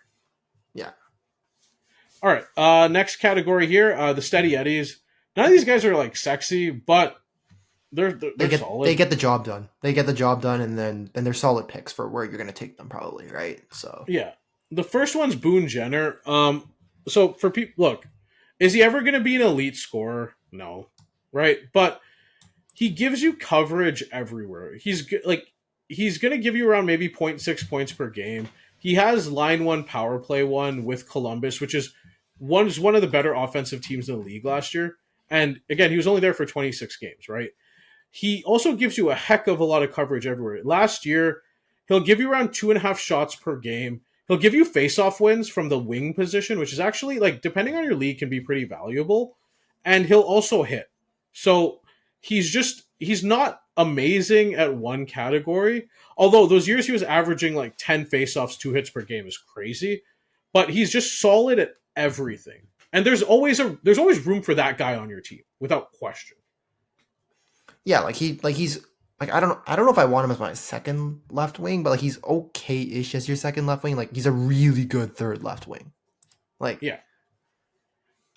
There's one guy in our league that just always takes him, and I always get mad because he's like, I think he's just such a solid. It is Nose, right? Yeah. He just always get mad because I'm like, ah. All right. Next one here, Timo Meier. Do I not like the production since he's gotten to New Jersey? Yes. Yes. Do people complain about him every year? Yes. But at the end of the day, he's around 0.6 to 0.7 points. Although, yeah, like in the last 3 years in New Jersey, he's been 0.7 points per game.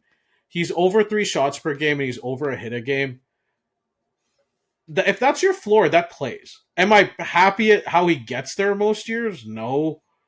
Do I always get annoyed by how passive he looks sometimes on the ice? Yes. But at the end of the day, we're in a numbers game, right? So, I mean, he's going to give you a ton of shots. He'll give you a decent amount of hits.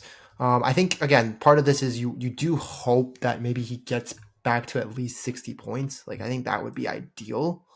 Now, do I think he's the kind of point per game guy that he was in San Jose? Probably not. But if he gets back to around 60, 65 points, I think you'll be really happy with this pick, at least in this spot. Next one, Ricky Rax, Ricard Raquel. The points do fluctuate. I mean, that's like, again, he like last 3 years, 60 points, 37 points, 70 points.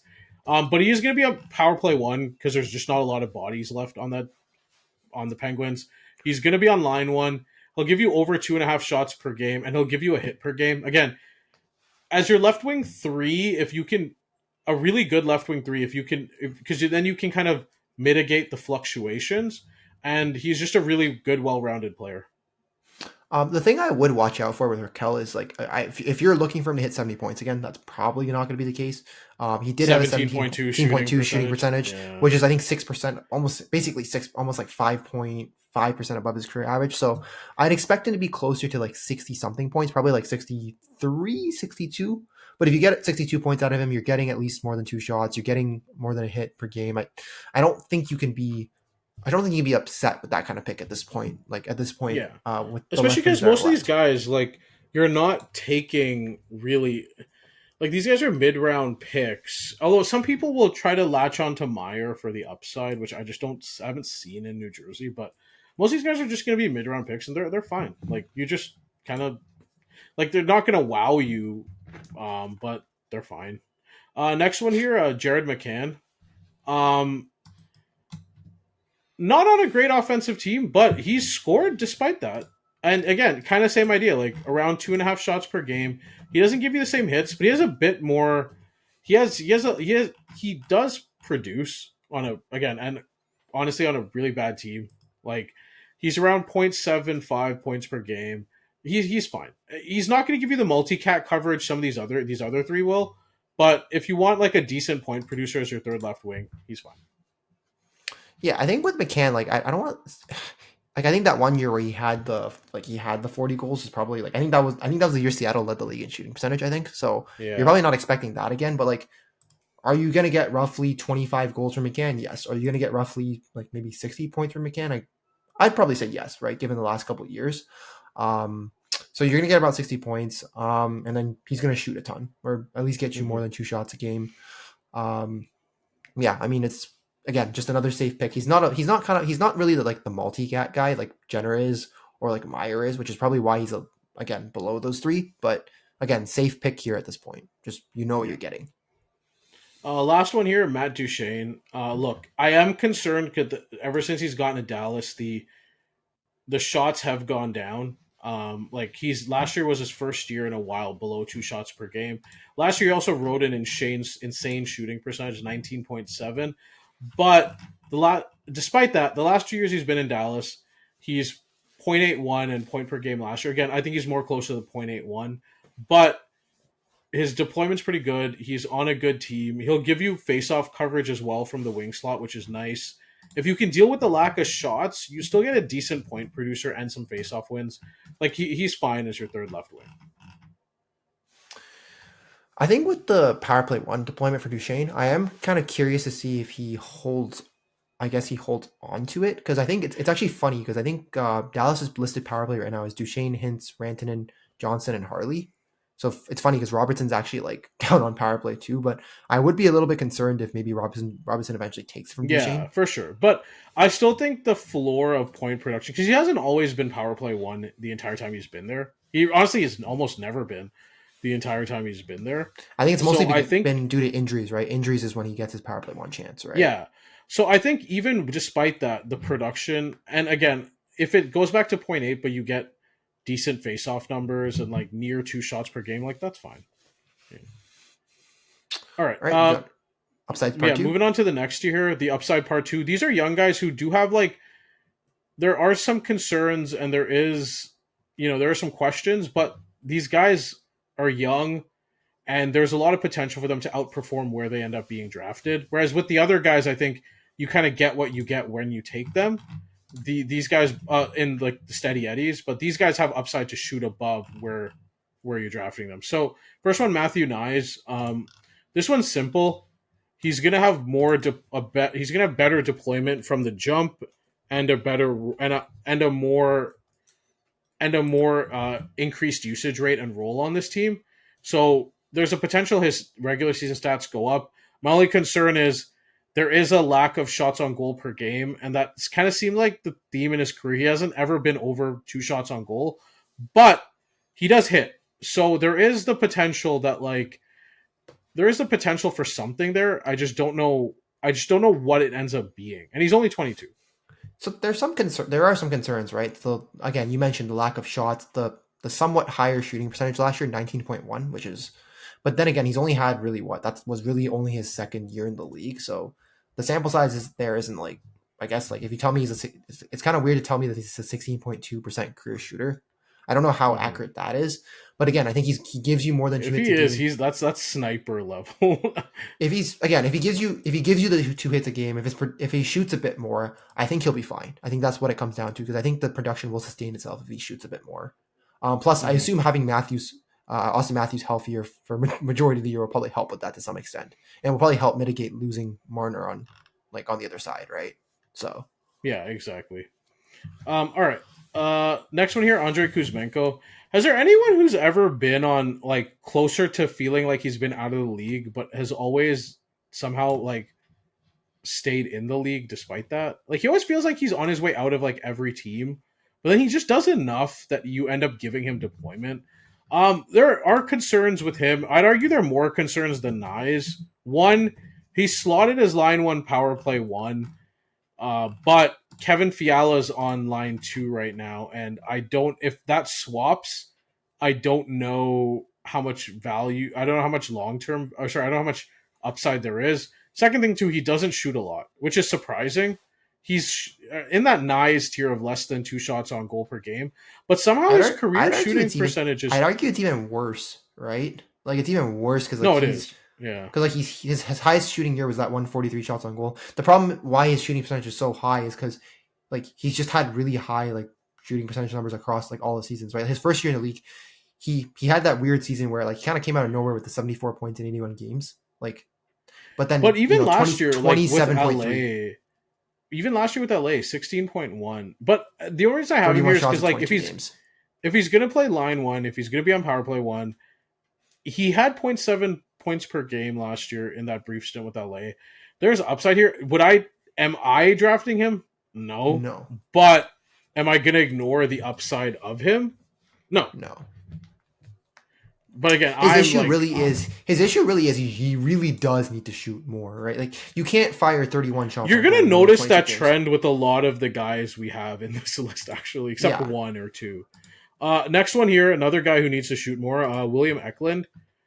Is the potential there? Yes. He's on a burgeoning roster with arguably one of the best young centers in the league. My only issue with him is he doesn't really give you much peripheral category. So if you're taking him, you're just banking on the pedigree, the situation, and again the age. But I don't know how much goals he's ever going to provide. He's only cracked over 2 shots per game once in his 2 shots on goal per game once in his career. And he played 8 games, so like he doesn't seem to be a scorer. But there is value in just being a playmaker for Macklin Celebrini. But again, it's like if he does start shooting more though, there is upside there. But and he's only 22.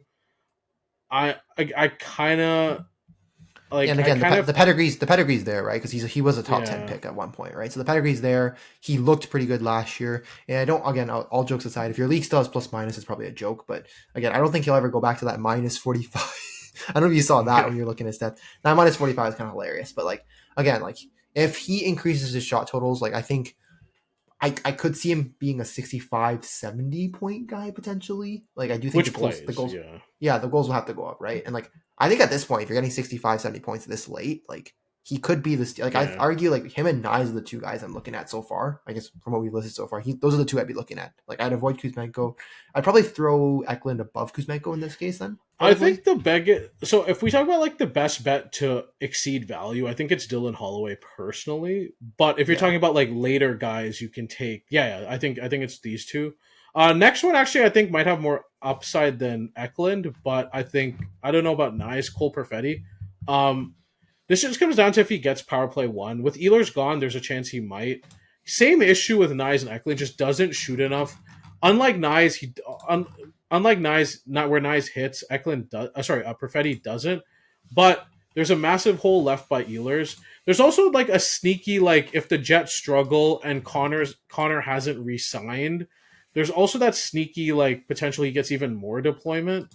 But for right now, I think there's the upside of he's only 23, prospect in the system. He's going to get increased deployment. If the shots can go up, like there's real upside there. Again, just by playing more and being with more leverage, being more higher deployment on line 1, power play 1, or even just having power play 1, the points will go up. It's just a question of where it falls.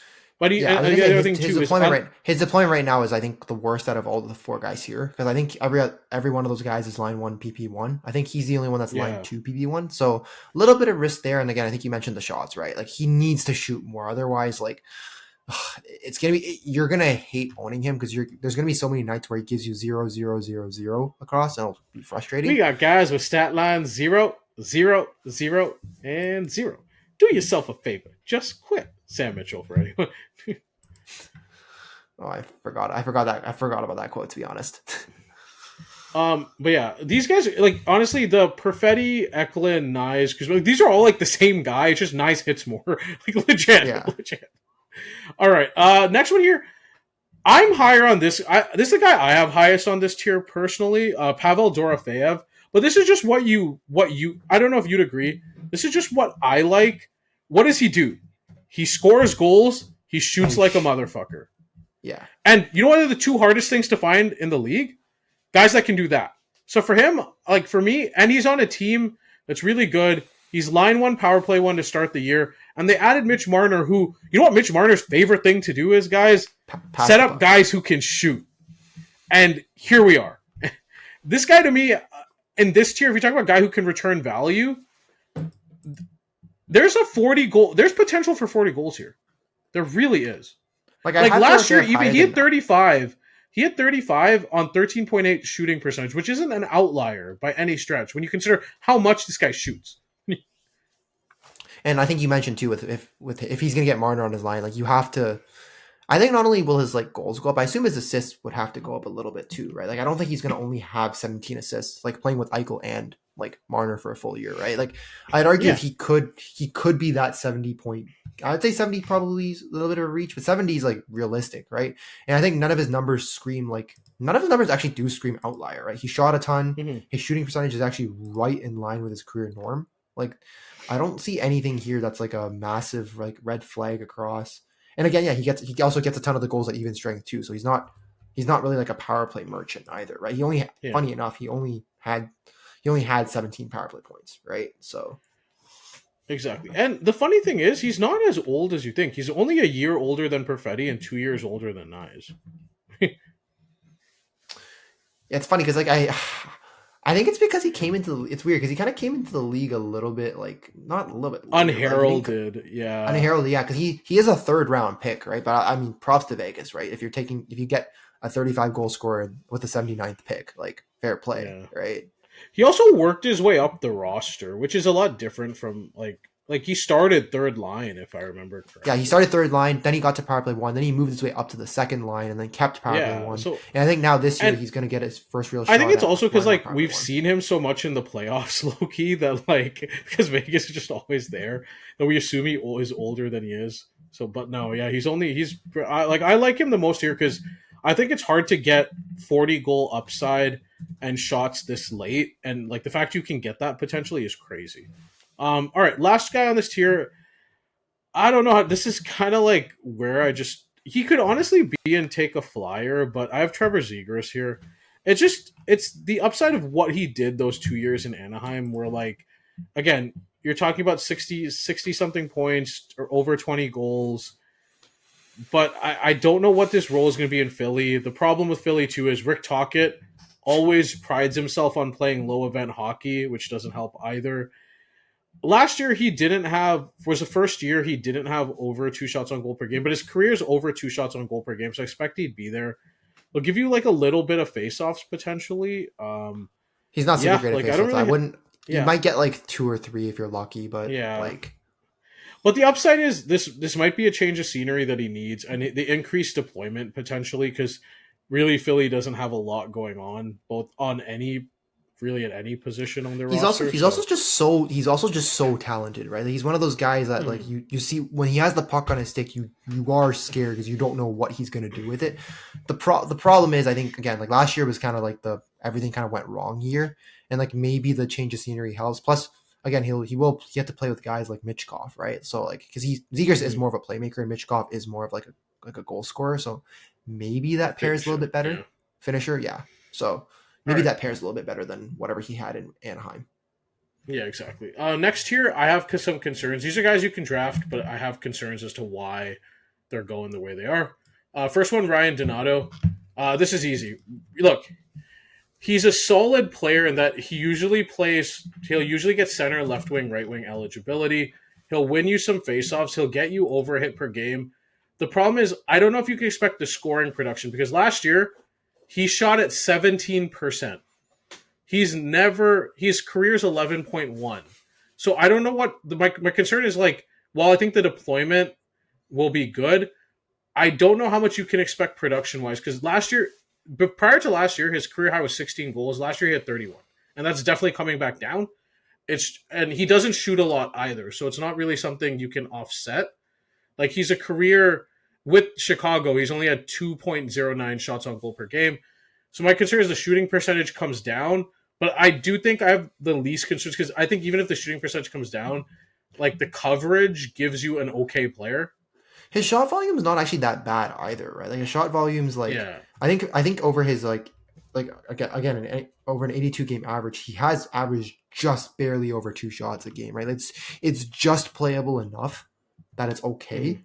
Like if you average it out over 82 games, like it's fine. Like will he score 30 goals again? No. Will he hit 20 goals? I think 20 goals is realistic. I don't think it's something that like I don't think he falls back to like 16 or 15, right? And plus like Chicago's not going to be that good anyway, so like they're like who's going to take his like spot in the lineup? Yeah, no, for sure. So I have him here. Next one here, Steven Stamkos. I have real concerns that he can't score 5-on-5 anymore. He is basically, I don't want to say he's basically a power play merchant at this point in his career, but yeah, he's kind of a power play merchant at this point in his career. I mean, like I think he had 21 of his 53 points last year came on the power play, right? So like he only had 30 something points like on 5-on-5 in an 82 game season. Yeah. And like again, you look at his numbers. The shots on goal went down. One of the first times in his career, like it dropped. The last 2 years with Tampa was 2.96, 3.32. Now it's down to 2. It was down to 2.12 last year.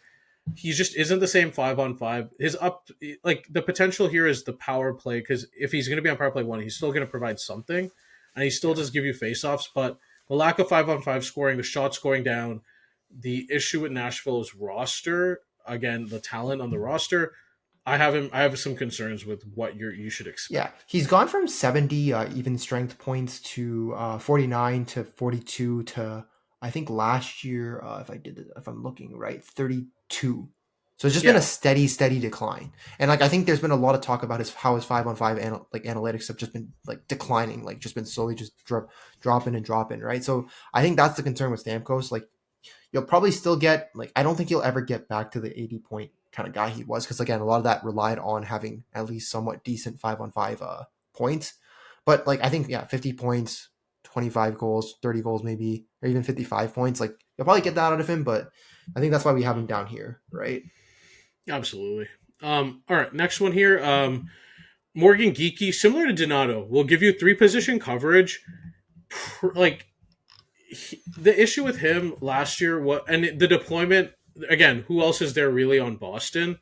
The issue with Morgan Geekie is the shooting percentage. Again, last year, career 14.6. Last year, he shot at 22%. And he's not, like, at least Donato's over 2 shots per game. Geekie's career has been 1.48. So that the goal production will go down. But he gives you a little bit of faceoffs. He gives you some hits. He has the line 1, power play 1 as of, I believe, like as of right now. Yeah. But I have concerns with what his overall production is going to look like when that shooting percentage regresses. Yeah. So like again, there is a bit of, like, again, I think the risk with Geekie is like, again, I think we mentioned it's the twofold like red flag, right? It's the shooting percentage and the shots on goal. Like we mentioned, Donato only had like I guess one of the red flags technically. Geekie has both. His deployment is probably safe, although Boston's kind of weird because like they've tried so many guys at power play 1 that like there is the chance his deployment's not 100% safe. So I guess that is something to watch out for, because I think right now, I think their power play is Middlestat, Pasternak, Geekie, McAvoy, and I forget who the last guy is, but it's literally just a bunch of random, like, I don't want to say random names, but it's a bunch of random names apart from Pasternak and I think McAvoy, right? And they have Lindholm on there too, but I remember last year I took Lindholm off of it for a bit too because he was just straight up struggling. So I don't know. I would keep an eye on his deployment because he could become a guy that becomes droppable, like to an extent, if he doesn't have power play 1. So I just keep an eye on that. Yeah, exactly. Next one here, Jaden Schwartz. I have some concerns with his deployment and what it ends up being. Because when you look at Seattle, well, it's a twofold. Right now he is line 1, power play 1. So there's a potential for him to return plus value here for sure. The downside is it's a new coach. We don't know what this deployment is going to be long term. Now, under Hackstall, they used to throw their power play lines in a blender all the time. There's a real worry that McCann ends up taking that line 1 spot, and then it's like, well, okay, how much does his value decrease? So with him, really, it's all about deployment. If he has a deployment, he's a steady like 50-point guy, like 45, 50-point guy. It just comes down to what the deployment is, because the deployment is what makes him go from rosterable to droppable. I think Seattle's current power play is supposed to be Schwartz, Beniers, Eberle, McCann, and Dunn. So I think Schwartz might be okay because again, I don't see Chandler Stevenson taking it. If he swaps down to line 2, that's where the point production might decrease a bit. I think the issue though with that is like I don't think Seattle can afford to go McCann, Beniers, Kako, because like I don't know if you can afford to have Eberle, Stevenson, Schwartz on your second line, because that is basically a third line. So I feel like they need McCann on that second line to like have any semblance of production. So I think Schwartz is okay, but I think the problem again, like if you have line 1, power play 1 deployment and you're only getting 50 points, that is kind of an issue to me. Yeah, that's true. That's true too. That's true. So that is a good point. I don't know. Another guy in this concern list, similarly, Buchnevich. It's weird. If you look at his first couple of years with St. Louis, you were thinking this guy, you're talking about 76 points in 73 games, 67 points, 63 games. The shots that first year in St. Louis too, man, point per game, 2.73 shots on goal per game. That plays anywhere, right? But it's been a decline since. the shots have been like they haven't been constant. Like some years he's shooting, some years he's not. And if he's only going to give you like last year, he was 0.75 points per game, 1.91 shots on goal per game, despite having line one power play one. Like I do have some concerns about that. That's not notable. I want to say that's not notable, but that's not anything really it's not really anything super rosterable, frankly, outside of deployment. And I think again, there's some risk of him losing his power play one time, right? Because if you think Jordan Kyrou like will come up from power play 2 to power play 1, it's either him or losing his line. There's risk losing his line one time because who's to say Dylan Holloway doesn't go up to line 1? Then what? Like yeah, he could go from line 1 power play 1 to line 2 power play 2, and that would just I don't want to say that all but erases his value, but it pretty much all but erases his value. Because unlike some of the other guys in this list, he's not going to make it up anywhere else. Like, if he's not scoring, he's not rosterable. That's it. Yeah. No, that's fair. All right. Next one here, Arturi Lehkonen. For me, it just comes down to, like, I think he's a good producer, and I think he has a potential to return value. I have really no problem with him. It's just, like, there's a little bit of concern if Landeskog takes his position on line 1.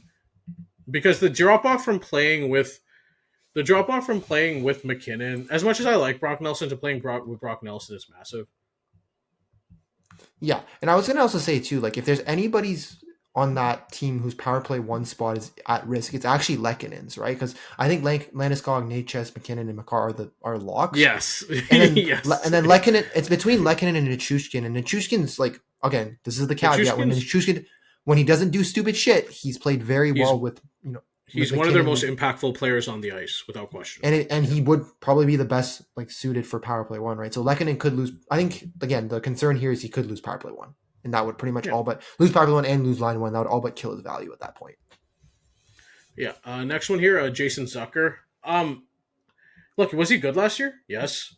Are you potentially paying for an outlier a year? Yes. Last year he had 53 points. That was the highest of his career since he had 64 in 2017-2018, 7 years ago. Now, what's more likely, that he discovered the fountain of youth at 33, or you're paying for an outlier year? He also scored 21 goals on 1.96 shots per game, which is another thing. So there's the concern is that even though the deployment's good, was a complete outlier year because he hasn't shown that previous production almost ever. Right now, he's on the second line as well, and he's on power play 1. But there's a risk. But again, there's the risk that Benson or Tuck just takes power play 1 from him. Like, I can't see how you keep Zucker on power play 1 when you have guys like Benson and like Tuck there, like on the second power play. Right. So that's the concern there. Last one here for this list is Jake DeBrusk. I think my concern with Jake DeBrusk is like, is this it? Do you know what I mean when I say 50 point guy on the first line with that deployment? Is that like, you mean, is that it? Like just 50 like the same thing as Jaden Schwartz. We've always talked about his upside for the longest time, but now he's 28, right? Like last year he was 2.09 shots on goal per game with a hit per game, but 0.59 points per game. He barely hit 20 assists. Close to 30 goals is nice, but like, is this it? Is he like a 50? Is this his, like, my concern is this it? He had all the deployment last year, pretty much. Is he just a 50-point guy? Is he just basically Jaden Schwartz who hits more? Yeah. That's actually basically what it looks like to me. Like he's just now the potential upside is like going. I don't know what Adam Foote's system is going to look like with the Canucks, but if it's maybe a little bit more high event, a bit more riskier than Vertonghen's, maybe there is a little bit of upside here. But my concern is just, is this what he is? For all these years, we talked about what he could be. When he is this just who he is? Like a 50-point. Not that there's anything wrong with that. A 50-point, like 27 goal, 23 assist guy, like that, just that kind of thing. Is that just what he is? I also think, which again, there's nothing wrong with, but I think the only hope is if Pettersson's production gets better. If Pettersson's production gets better, maybe DeBrusk's also gets a little bit better too. But if this is all there is to it, like if he is just a career 50-point kind of guy, like fuck, man, that's, I don't know. Yeah, and he was like the prize of those 3 picks they took that one year, if you remember. You're talking about Boston, right? Right. When they passed on. Let me remind everyone. I think was it Kyle Connor, Matthew Barzal, and I think Thomas Chabot. I think those are the three of the guys that went after. Yeah. Oof. All right. tier 8, these are take a flyer. These are just young guys you can take a chance on. If you're like, if you don't like some of the guys in the previous year, you're like, I'm just going to take a prospect. To an extent, some of these guys are prospects. Some of these guys are just, there's nobody else. Zach Benson has a prospect pedigree. If he gets power play 1, he's immediately rosterable. He's on line 1 already. Not inconceivable. Yegor Chinnikov, if he's going to end up being, he's on a good Columbus offense. As he ends up being on line 1 and he can stay healthy, there's potential there. And Jonathan Drouin. There's also the if he doesn't get traded part too, because I know he's requested a trade from Columbus. So if he gets traded, that probably kills whatever little value he has right now. And Wilson's least favorite photo in this group, Jonathan Drouin. Look, there's nobody else. There's nobody else. Yeah. And honestly, when there's nobody else, that's sometimes good justification to take. There's no one that's going to take this role, like, frankly. And there's also, not that this matters sizably, but Matthew Darche came from Tampa where Jonathan Drouin was drafted, right? So there is some like familiarity there. Like if he gives you around 0.6 points per game, lack of shots is an issue, but this late, if he's just filling out your roster, there's a potential that maybe the point production goes up. So, Yeah. And then the last tier is just guys where you need to have a full roster. Look, let's just go through these guys quickly. Chris Kreider is just a power play guy. If he loses any power play time, you can cut him. There's some real worries about his 5-on-5 play. He's basically a worse Stamkos with a little bit of hits. Jonathan Huberdeau is just like, he's on the worst offense in the league, but he does have line 1, power play 1, but his production is just so underwhelming the last couple of years. Yeah, and he was a 60-point guy essentially last year, right? And that's with that prime deployment and nobody else to take his role. So and you could argue that like last year it was a bit, he could regress to the mean a bit from last year, so it's even worse. Tyler Bertuzzi, look, he'll give you hits, he'll give you a bit of shots, he can score, but again, like his deployment always fluctuates all over the place, and so it's not it's not really a fun rosterable guy in that sense. And there's a potential he gets traded. Carter Verhaeghe. I forgot we need to put Carter Verhaeghe and have some concerns. So my concern with Carter Verhaeghe is just the power play deployment, I think, right? Because he's not going to get power play 1. Like, he's still a really, really fucking good player. Like, when I watch him play, really good 5-on-5. I remember there's one year I think he was top 5 in the league in 5-on-5 points per game with Florida. Is 5-on-5? He's kind of like the Devin Taves of forwards.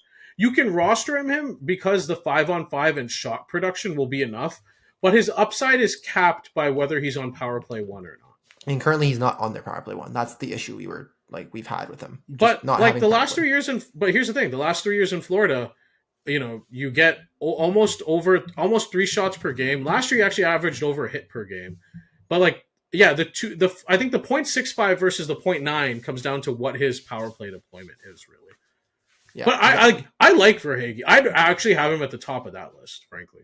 And I feel bad that we forgot about him until this point. You forgot about him, yes.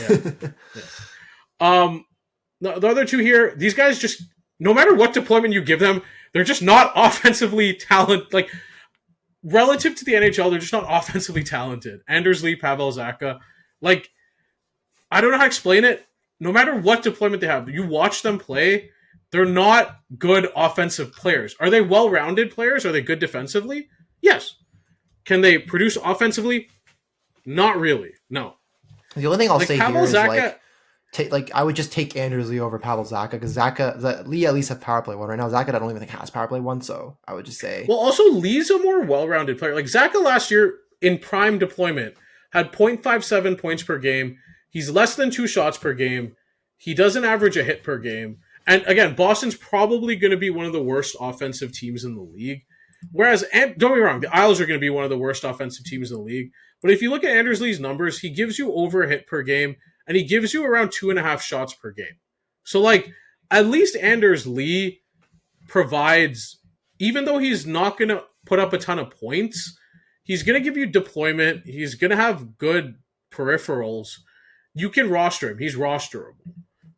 Like, he's at least a good guy where if a guy goes down, he's kind of the first guy you can grab off of waivers and just plug him in because no one ever keeps him long enough. But yeah, Zaka's just I don't know. I'm not even gonna lie. I Zaka's debated not even having him on this tier list, like just the pure disrespect. But like, I honestly thought like he would. Like I almost messaged you this morning. I was like, "Yo, could we just take him off this tier list? Because if he doesn't have Power Play 1 and he doesn't like even with Power Play 1 he couldn't produce. Like, what is he gonna produce?